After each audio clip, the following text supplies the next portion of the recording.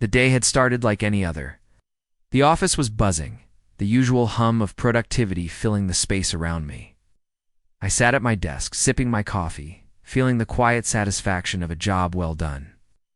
I had just helped close the deal that would push our revenue to an impressive $12 million. The company was thriving, and for the first time in a long while, I felt like everything was falling into place. But that moment didn't last long. It was subtle at first. A small vibration in my pocket, the phone buzzing as if it had something. Important to say, I pulled it out, not expecting anything unusual. After all, I had just sent a detailed report to the new president about the numbers, about the progress. I thought maybe this was a follow-up, a well done or some sort of recognition. But the moment I saw the notification, my stomach dropped. Subject: immediate termination of employment. My hand froze, the phone suddenly heavy in my grasp. I stared at the words, unable to process what they meant. This couldn't be right. My heart raced as my mind spun, trying to figure out how this could possibly be happening. Was there a mistake? Maybe a miscommunication? The coldness of the message hit me like a punch to the gut. Effective immediately wasn't just the ending of my job, it was the end of everything I thought I knew. I had just pushed the company to its highest point, and now I was being shown the door. Why? The question burned in my mind, but the words weren't there. I couldn't understand it. How could my achievement, doubling the revenue, to this? How could success have gotten me fired? I felt the world shift beneath me, the reality of the situation setting in slowly, like a fog creeping through the edges of my thoughts. The buzzing of my phone was still in my hand, but I was already numb. My vision blurred as I tried to read the email again, the words still refusing to make sense. I just couldn't comprehend it. All that work, all that effort, and it ended with a single, harsh email, effective immediately. I had poured my soul into this company. Every long night, every early morning, every email that kept me up past midnight, it was all worth it, or so I thought. In the beginning, it felt like the work was everything. The company was a small startup, struggling to find its feet in a crowded market. But there was something about it, something about the potential, that kept me going. I remember the first year. The numbers were low, barely scraping by, but I was determined to turn things around. I was the one pushing for new ideas, making those cold calls, negotiating deals that seemed impossible. I spent hours refining strategies, working closely with the team to build something meaningful. We were in this together, and I felt that camaraderie like a second family. The late nights became routine. We'd meet at 7 a.m. for strategy sessions, and by the time the sun set, we'd still be gathered around the table, brainstorming, planning, refining. The exhaustion was there, but it was paired with something else. We were building something bigger than ourselves, something that had the potential to change everything. I remember the first big contract we landed. It wasn't the biggest deal in the world, but it was our first major win. I could feel the momentum shift, just slightly. From there, it was a snowball effect. With every successful deal, we got closer to our goal. The company's revenue began to climb, and as it did, so did my own sense of purpose. I wasn't just an employee. I was a part of something that was growing, evolving, becoming a real player in the industry. Fast forward to the last year, $12 million. It felt surreal to look at the numbers on paper, but we did it.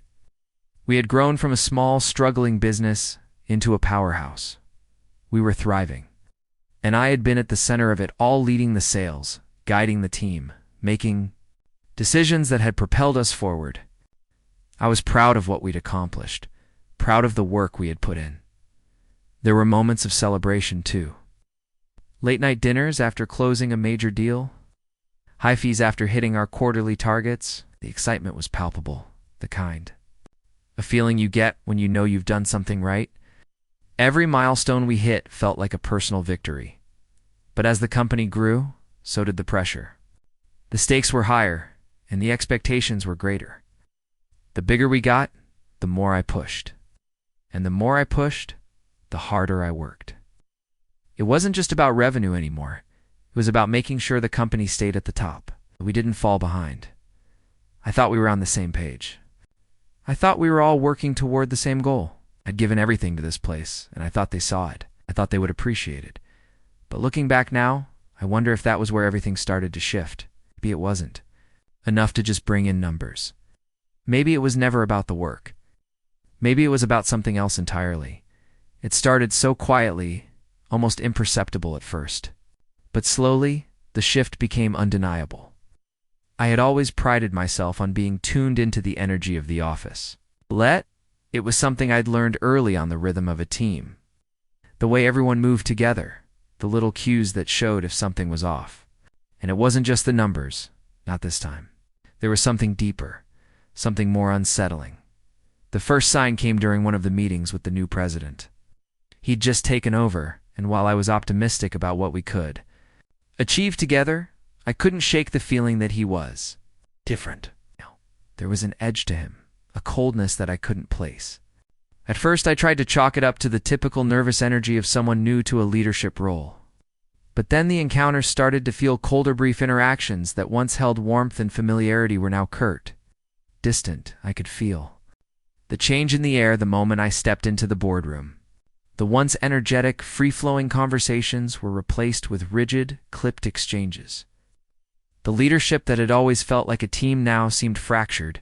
Now the new president sat at the head of the table, arms crossed, barely making eye contact. It wasn't like the old days when we'd brainstorm together, bouncing ideas off each other in an atmosphere of camaraderie. Now, it was all business numbers, projections, and demands. It wasn't us anymore. It was just a machine running on its own fuel. The meetings grew shorter, more intense, and I began to notice how the tension had woven itself into the fabric of every discussion. People were speaking less, holding their cards closer to their chest, as if afraid to say the wrong thing. The warmth was gone. In its place was a cold, corporate shell that made the once collaborative environment feel like a hostile space.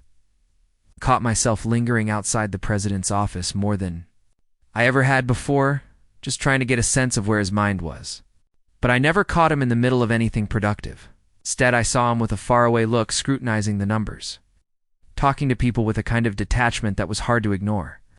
The friendliness I had grown accustomed to was replaced by an almost clinical form of leadership. It was unnerving. Even the staff, once so full of energy, seemed to feel it. There was this unspoken tension in the air, like we were all walking on eggshells, uncertain of what was coming next. At lunch, people ate in silence. Emails became more formal, more terse. There was no more lighthearted banter, no more quick catch-ups after hours. The team was still there, but the connection had started to fray at the edges. The final straw, or at least the one that made me truly aware of how deep the shift had gone, was when I sat down for a one-on-one with the new president. I had hoped it would be an opportunity to talk about the future, the new strategies I had in mind to take things even higher.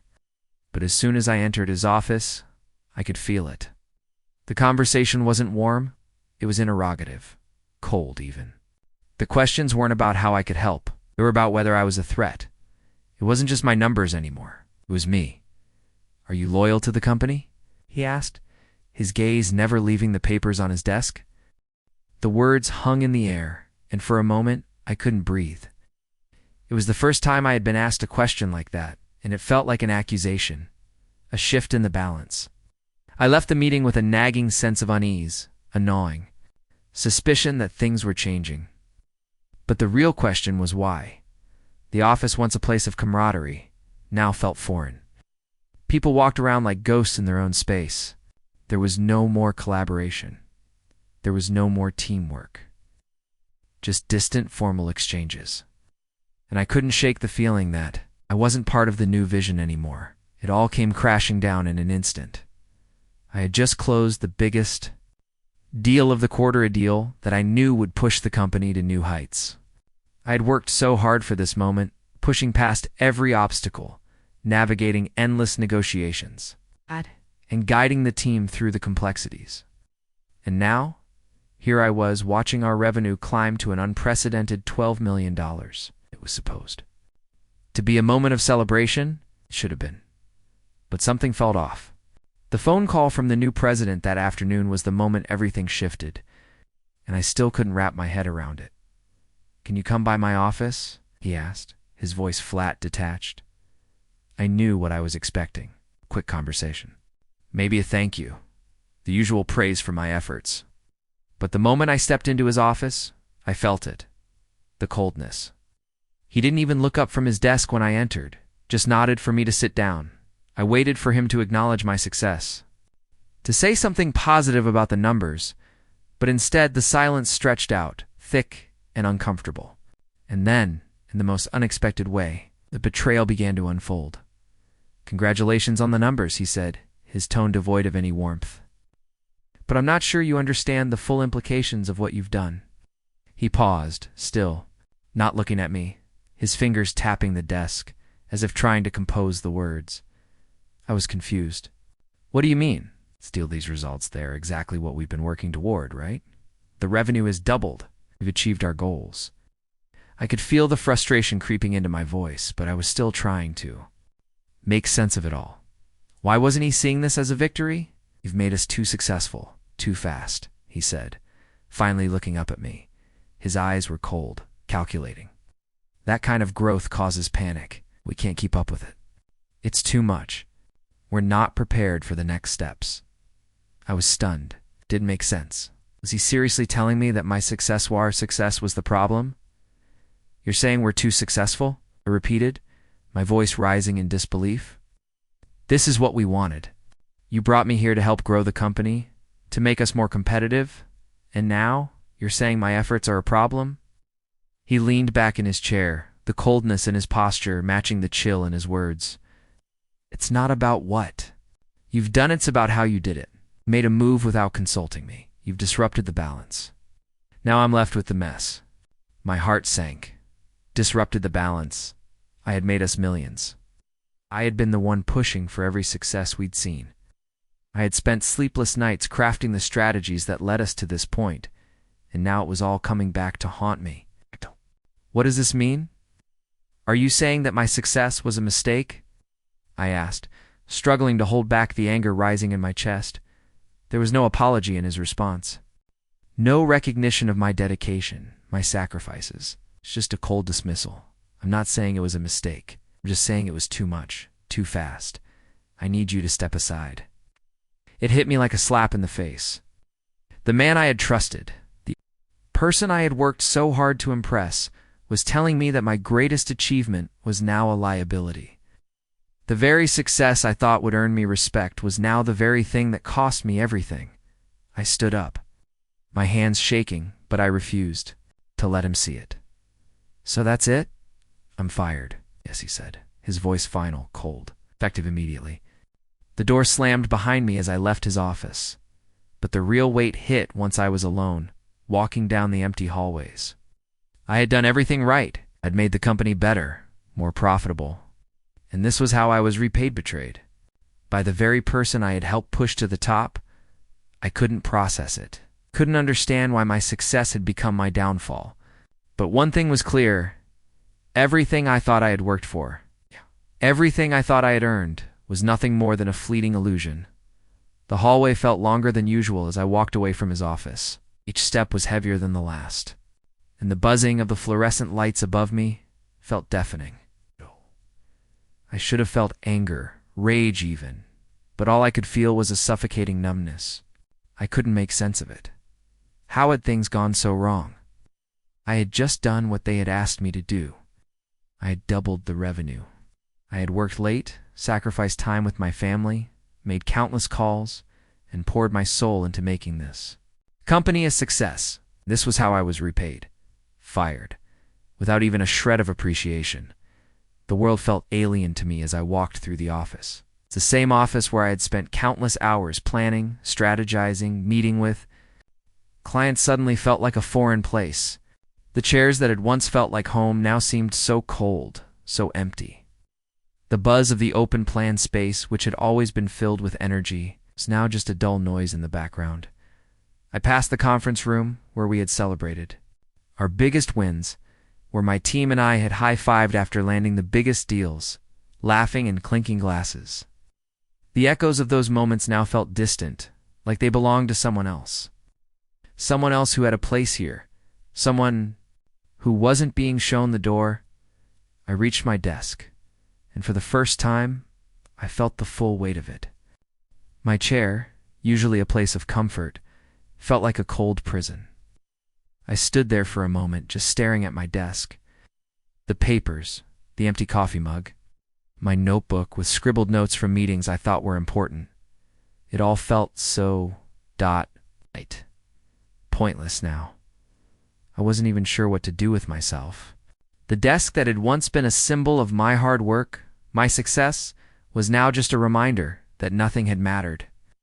I could feel the loss settling in, the deep, gnawing sense of betrayal that seemed to seep into every part of me. I was an outsider. Now, the team I had helped build, the relationships I had forged, everything was slipping away. The buzz of my phone in my pocket was the only sound that broke the silence. But I didn't feel like answering it. It was just another reminder that I didn't belong here anymore. My phone rang again, but I let it go to voicemail. I couldn't talk to anyone right now. What could I say? Hey, I just doubled the company's revenue, but now I'm fired. Don't know what happened?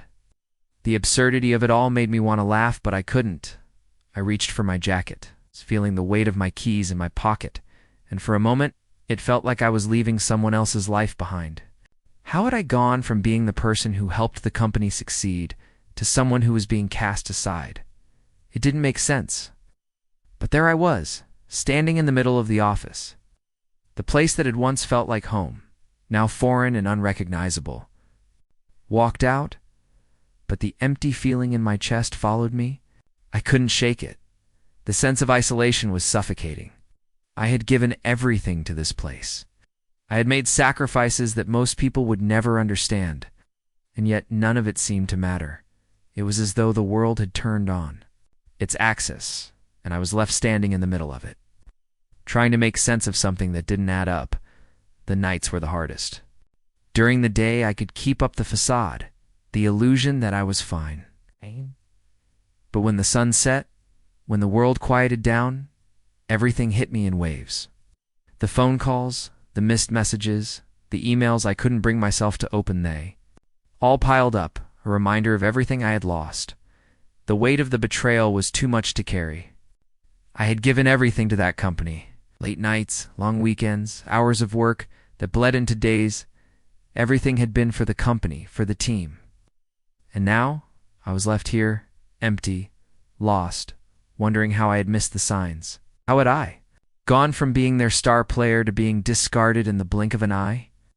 I would lie in bed, staring at the ceiling, unable to sleep. The sheets were cold, the silence suffocating. My mind would race, replaying the events over and over. Meeting his cold words, effective immediately. Couldn't escape them. Every time I closed my eyes, I saw the same scene, him sitting there, detached, like he was talking to a stranger, not someone who had worked tirelessly to bring the company to where it was. I felt the tears welling up before I could even stop. The grief was overwhelming. I had been so sure of myself, so confident in the work I had done, but now I couldn't understand why I was so easily cast aside. It wasn't just the job I had lost, it was the years of my life I had poured into that place. It's the sacrifices, the friendships, the effort. I thought I was building something important. But now, all I could do was stare at the walls and wonder where it had all gone wrong. Every little thing seemed to remind me of what I had lost: the empty space in the office where my desk used to be, the silence of my phone, the empty apartment that had once been filled with excitement and hope for the future. I didn't know how to process it, didn't know how to talk about it. I had no one to turn to. Everyone had moved on with their lives, and I was left in this dark, quiet space, struggling to breathe. My mind was consumed with rage, and at the same time, it was flooded with a crushing sadness. How could they just let me go, after everything I'd done? It didn't make sense. There were nights I would just sit there, staring at the same spot in the apartment, feeling the tears come with no way to stop them. I didn't know what to do with myself. Wanted to scream, to fight back, to make someone understand how wrong this was, but the words never came. It was like I was trapped inside my own thoughts, my own anger, unable to reach out. The loneliness was suffocating. No one to talk to, no one to explain how this felt. I was stuck in a place where I couldn't move forward and couldn't let go. And every night, when the silence became unbearable, I would find myself crying alone in my apartment. Tears that felt like they would never stop, as if the grief and anger would drown me whole. It felt like the weight of the world was pressing down on me, and I had no way to escape. The quiet of the apartment felt heavier than ever. I had come to realize that it wasn't just the office that had changed. It was me, the person I had been. The confidence I had felt just a few days ago, it was all gone, placed with a deep sense of emptiness. The hardest part wasn't just walking away from the company. It wasn't the loss of the office, the desk, or the accolades. It was the fact that I had to walk away from a part of myself.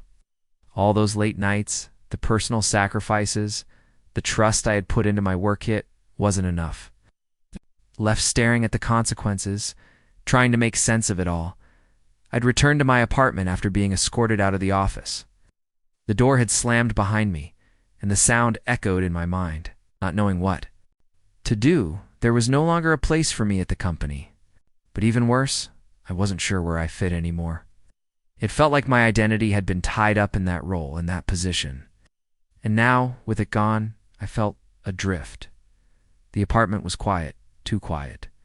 The walls once filled with excitement about the future now seemed to whisper of failure. I looked around the space, the remnants of my old life. The coffee cups left on the counter from mornings that no longer existed, the open laptop still showing the projects I had been working on, the pile of papers I had once carefully organized. It all seemed like a distant memory, a time I couldn't reach anymore, and yet there was a clarity starting to form. The emotional weight of the betrayal was heavy, but it was beginning to settle in. I could feel something else coming, something I hadn't expected. Acceptance. I didn't have the answers. I didn't know what the future held. But I knew one thing for sure. I couldn't keep living in the past. I couldn't keep replaying the same mistakes, the same moments of rejection. I had to face the truth. The company had moved on, and so must I.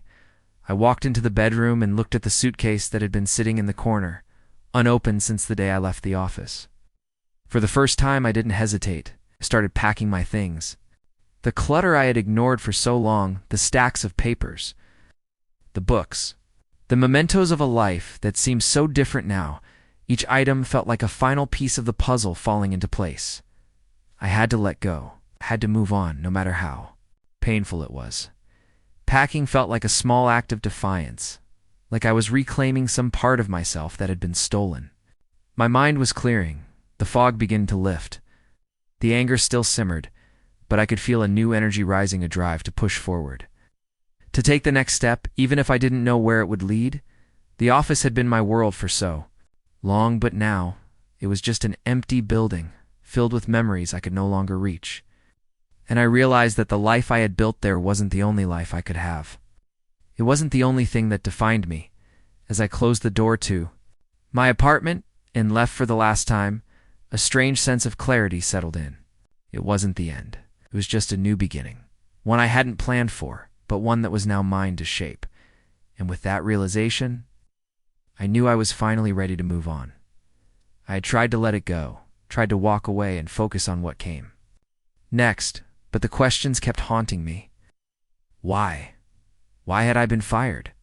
How had my success been twisted into a reason for me to be cast aside? I couldn't move on until I had the answers, so I called him the new president. Man who had made all the decisions, the man who had shattered everything I had worked for. He agreed to meet, but I didn't know what I was expecting. I don't think I was expecting an apology. At this point, I didn't even know if I wanted one, but I needed to know why. I needed to understand how things had gone from a celebration of our growth to a firing in the blink of an eye. When I entered his office, the tension was palpable. The air felt thick, like we were standing at the edge of something that could explode at any moment. He didn't stand up when I entered, just nodded towards the chair, a gesture so cold it made my skin crawl. I sat down, my heart pounding in my chest, my fists clenched so tightly that my knuckles ached. I could feel the anger building up inside of me, but I forced myself to stay calm. To get the answers I needed, you told me that I had doubled the company revenue to $12 million. That was my success. That was my team's success. I began, my voice steady but tight. So why am I sitting here, fired from the very company I helped grow? He looked at me for a moment, but his eyes were as cold as ever. No recognition, no empathy. Just a man sitting behind a desk, evaluating me like I was just another employee. You did a good job, he said flatly, almost dismissively. But that's the problem. You did too good a job. You grew the company too quickly. And now we're stuck. We're not prepared for this kind of growth. The board is worried about what comes next. His words hit me like a slap to the face. That was it? I had done exactly what they had asked me to do. I had taken the company to new heights. Now, the very success I thought would earn me respect was being used as the justification for my firing. You're telling me that my success is a problem? I asked, my voice breaking with a mix of frustration and disbelief. I didn't grow this company to hurt it. I did this for the future of this company, for the future of the team. And now you're telling me it's too much? He didn't even flinch. That's right. You've made things difficult, not just for us, but for yourself as well. We need a new direction, a more controlled approach. Asterisk, I could feel the heat rising in my chest, my anger threatening to boil over. That's it? You're firing me for doing exactly what you hired me to do? You brought me in to make this company thrive, and now that it's thriving, I'm the problem. He didn't respond. His gaze didn't soften. There were no words of acknowledgement for the years of hard work, no recognition of the late nights I'd put in, the sacrifices I had made to get us to where we were. He didn't care. It was becoming painfully clear to me that he never had. Asterisk, you don't get it, I said, struggling to keep my voice steady. You think firing me is going to fix this? You think this is going to solve your problems? I built this company with my blood, sweat, and tears. And now, you're throwing me out like I'm disposable. After everything I did, after everything we accomplished, this is how you repay me. He shrugged nonchalantly. I'm doing what's best for the company. Sometimes sacrifices need to be made. The words stung, but they didn't surprise. Me anymore? This wasn't about what was best for the company. This was about control. This was about maintaining power in a world that was no longer as predictable as it once had been. Asterisk. I stood up abruptly, fists clenched at my sides, my chest tight with frustration. You don't get to take credit for my work and then pretend like it's nothing. You don't get to walk away from this without owning it. But as I turned to leave, I knew it was pointless. There were no answers here. There was no closure, just the cold finality of it all. I left his office without another word, the weight of it all settling into the pit of my stomach. The anger still burned, but now I felt more lost than ever. I had demanded answers. But all I got was indifference. It was over. There was no resolution. There was no understanding. And for the first time, I realized that the only person who could give me the answers I was searching for was myself. It wasn't easy to let go of the person I thought I was, the one who had built everything I had worked for, the one who had poured their heart into making a company thrive.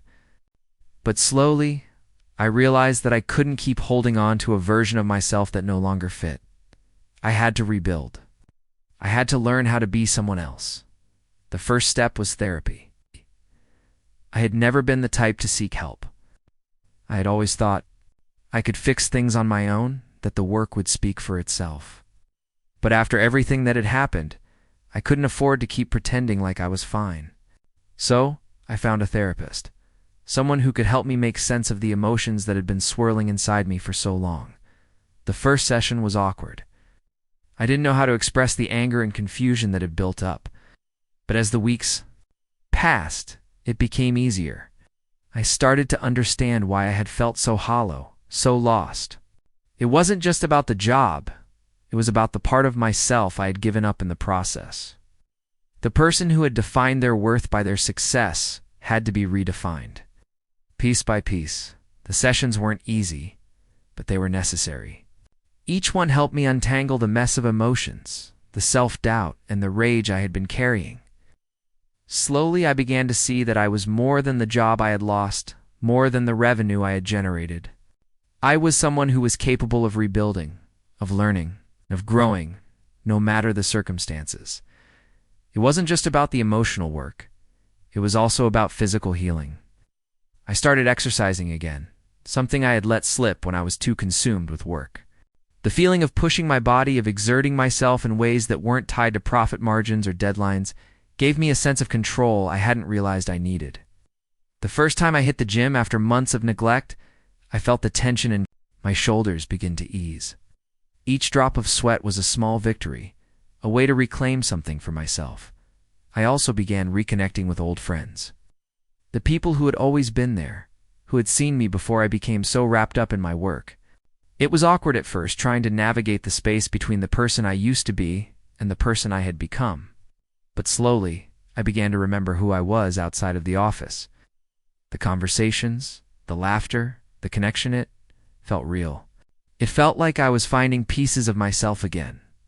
I also rediscovered old hobbies, things I had once loved but had pushed aside in favor of work. I picked up my guitar again, the one that had sat in the corner of my apartment for far too long. The first few chords were rough, but it didn't matter. What mattered was that I was doing something that wasn't tied to the success of a company or the expectations of others. It was for me. I started drawing again, and I lost myself in the rhythm of the pencil on paper. In the simple joy of creating something for no one else but myself. It wasn't a fast process. Healing never is. But as the days passed, I felt stronger, more resilient. I was learning to redefine myself, not by my job, but by who I was at my core. I had spent so many years chasing approval, chasing success, that I had forgotten the most important thing of all. I was enough just as I was. The more I leaned into the process of recovery, the more I realized how much strength I had inside me. I wasn't the person I had been before, and maybe that was okay. Maybe this new version of me was even stronger, more capable of withstanding whatever came next. It wasn't about forgetting what had happened. It was about embracing the future. With new eyes that had seen the worst and learned how to keep going. The road ahead was still uncertain. But now, for the first time in a long while, I wasn't afraid to take it. The months that followed were the most transformative of my life. I had gone from anger to confusion to pain, each day a battle. But now, I can say with certainty that I'm not the same person I was. I've learned something invaluable, that my worth is not defined by the work I do or the success I achieve. It's not about what others think of me or how much money I can bring in. It's about who I am when everything else is stripped away. I think back to the day I was fired, to the harsh words of the new president, the cold dismissal of everything I had worked for. At the time, it felt like the end of the world. But now, I see it differently. That moment wasn't the end. It was a beginning, was a painful lesson, one that taught me to value myself outside of my job, to understand that I am more than my achievements, more than the role I held. I've learned to forgive not for him, not for the company, but for myself. Holding on to that anger, that resentment, it only hurt me. It didn't change anything. It didn't bring me back to that life. What it did was keep me stuck. I'm done being stuck. Forgiveness isn't about excusing the wrongs. Done to us, it's about releasing the grip those wrongs have on our lives. I've let go of the bitterness of the need for answers. The truth is, some things will never make sense. I may never understand why they let me go after everything I did, but I don't need to. I don't need them to define my worth anymore. As I sit here, looking out at the horizon, I feel a peace I never thought I would. The road I thought I was on has changed course. That's okay. I've come to realize that life isn't about staying on one path forever. It's about embracing new opportunities, new challenges, and new beginnings. I've learned to trust myself again, to know that I can rise from the ashes of my own. Grief stronger than before. The sun is setting, casting a golden light across the landscape. It's peaceful. And in this moment, I understand that this is what closure feels like. Not some grand resolution, not some sudden change, but a quiet acceptance of what is and the peace that comes with it. I'm ready to embrace the future. Whatever it may bring, ready to take on new opportunities, to build something of my own. to move forward with the strength and resilience I never knew I had. And as I gaze out at the horizon, I know one thing for sure: I am not defined by the company I worked for. I am defined by who I choose to become.